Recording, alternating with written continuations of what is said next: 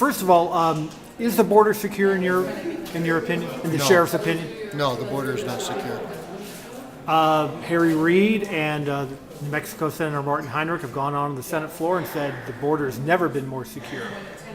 And we've never been more in disagreement with them. How does that manifest itself when you talk about the border not being secure? It doesn't being secure because, first of all, it's an open border.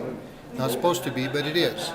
And when people cross the border, and other than a port of entry, they have committed a violation of federal law. Not an administrative matter, they violated federal law. And until that person is encountered, you don't know what or who they are. Mm-hmm. Unfortunately, we don't walk around with labels, and if we do something illegal, we probably can suspect there's something behind that. Mm-hmm. Could it be they're looking for work? Yes. Could it be that they're carrying narcotics? Yes. Could it be that they're carrying a nerve agent or something of that type? Yes. Have we caught those recently? No. But the fact of the matter is, you don't know until you make a law enforcement encounter and then inquire as to why they are there. You say it's been estimated there's like 11 million people who are in the country illegally. Yes, sir. If there's no so-called amnesty, how do you get those people back? I mean, how do you repatriate them back? Well, we're not talking about a roundup. Our sheriffs realize that would be virtually impossible to do because it would have a huge economic impact on the communities they represent. Because we would house them because we know the federal government's not going to pay the bills, and so that cost would fall on the local taxpayer. And also there are people who are contributing worthwhile to society, and so that should be taken into consideration as they work on a pathway to legalization.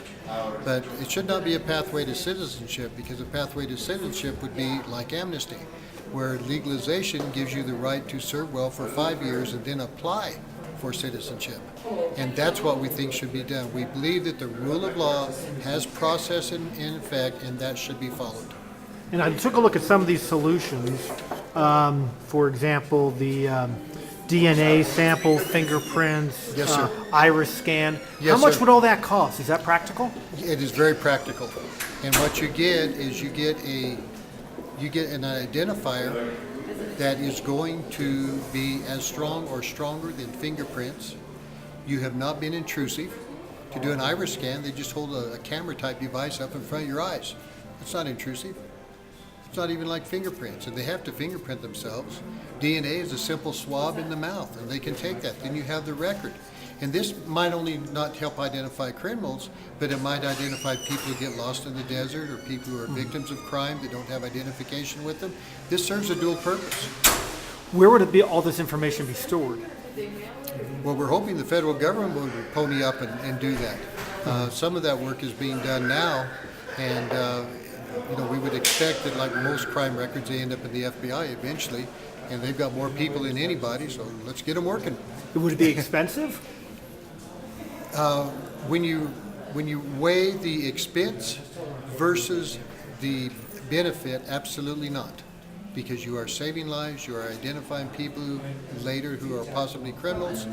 And so, I guess I could ask you this in response: what value do you put on human life? Mm-hmm.